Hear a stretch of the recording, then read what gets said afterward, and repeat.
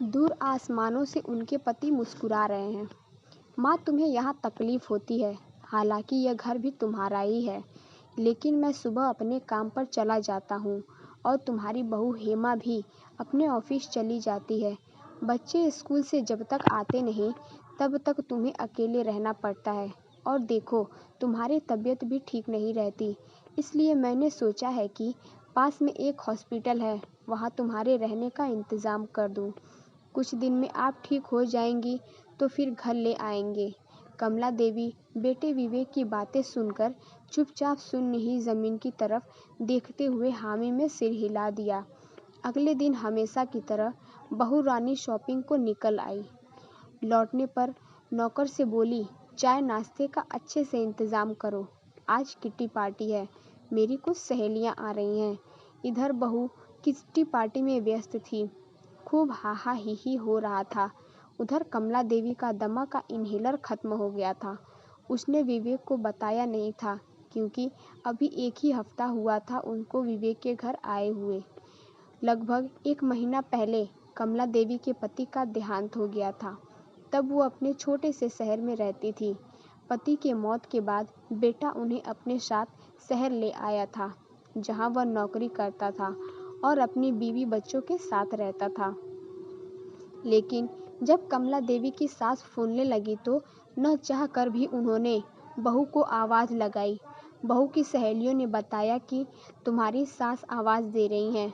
हेमा चेहरे पर झूठी मुस्कान सजा कर उठी और सास के कमरे में घुसते ही गुस्से में बोली, देखो, आपको शहर के बारे में मालूम नहीं है, ऐसे किसी पार्टी के बीच में बुलाया नहीं जाता।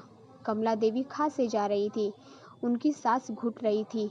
हेमा बड़बड़ाए जा रही थी, अब मुझे मत बुलाना, जो कुछ चाहिए नौकर से बोल दो। कमला देवी की बात सुने बिना ही हेमा बाहर की टी पार्टी में व्यस्त हो गई। कमला देवी की हालत बहुत गंभीर हो रही थी, अस्थमा का अटैक हो गया था। अचानक से उन्हें कुछ याद आया। उन्होंने अपने बक्से को खोला, उसमें एक पुराना पर्स था। उसे जल्दी से खोला, उसमें एक पुराना आधा इस्तेमाल किया हुआ इन्हेलर था। उन्होंने जल्दी से इन्हेलर किया तो उनकी तबीयत थोड़ी संभलने लगी, पर उनकी आंखों से आंसू ही गिर रहे थे।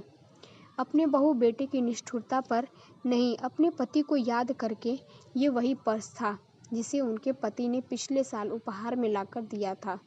जब कमला देवी ने कहा था कि पर्स तो बहुत है मेरे पास, तो उनके पति ने कहा था, देखो, तुम्हें दमा का रोग है और तुम अक्सर दवाई भूल जाती हो। कुछ दवाइयाँ और इन्हेलर की एक डिब्बी में इसमें रख देता हूँ, कभी भूल जाओ तो इसे निकाल लेना। फिर कमला देवी कुछ और सोचने लगी। उन्हें कुछ और याद आया। उन्होंने उसी पर्स में एक छोटी सी पर्ची देखी। अब उनमें एक अजीब सी हिम्मत ही जागने लगी थी।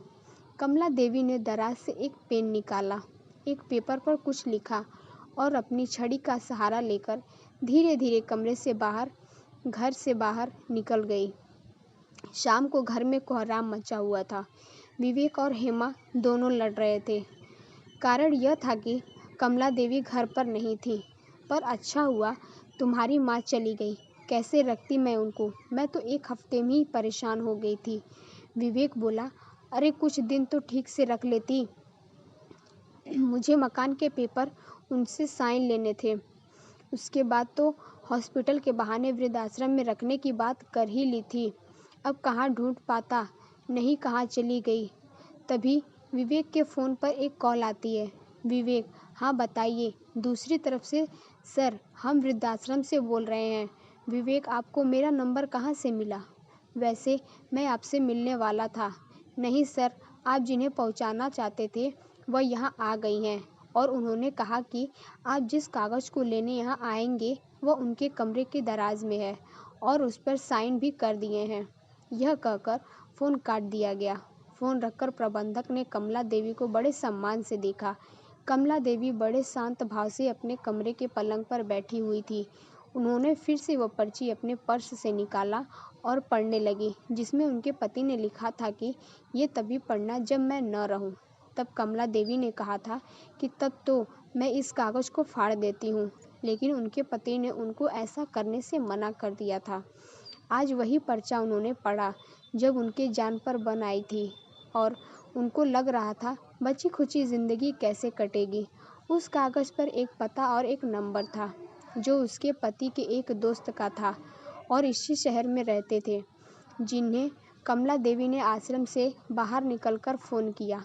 उस पर्ची में ये भी लिखा था, कमला, मैं रहूं न रहूं, तुम्हें किसी का मोहताज नहीं होना पड़ेगा। मेरा ये दोस्त तुम्हारी मदद करेगा।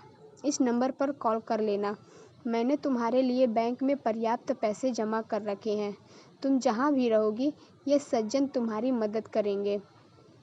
तुम कभी घबराना मत, हमेशा हिम्मत से काम लेना, जैसे तुम मुझे हिम्मत बंधाती रहती थी। कमला देवी को याद आने लगी मजाक में ही सही पति को कितना ताने दिया करती थी कि कभी एक साड़ी लाकर नहीं दिया, कभी घुमाने फिराने लेकर नहीं जाते। आज कमला जी बहुत खुश थी और आसमानों की तरफ देखा कि दूर आसमानों के उनके पति मुस्कुरा रहे हैं, क्योंकि आज पति का ये उपहार न सिर्फ उसमें स्वाभिमान भर गया, बल्कि उसका हृदय इस प्रार्थना से भर उठा कि धन्यवाद आपका और दुनिया का हर पति अपनी पति को ऐसा एक उपहार अवश्य दे। ऐसे बच्चों पर शर्म आती है जिनको माँ बाप से कोई मतलब नहीं, बस उनकी जायदाद से मतलब होता है और माँ बाप पर 1 रुपया खर्च करना वो बोझ समझते हैं। ऐसा नहीं होना चाहिए। माँ बाप के ऊपर तो हमें खुशी खुशी सब कुछ कुर्बान कर देना चाहिए। तो दोस्तों, मेरी ये कहानी आपको कैसी लगी? अगर चैनल पर नए हो तो मेरे चैनल को सब्सक्राइब करें। Thanks for watching.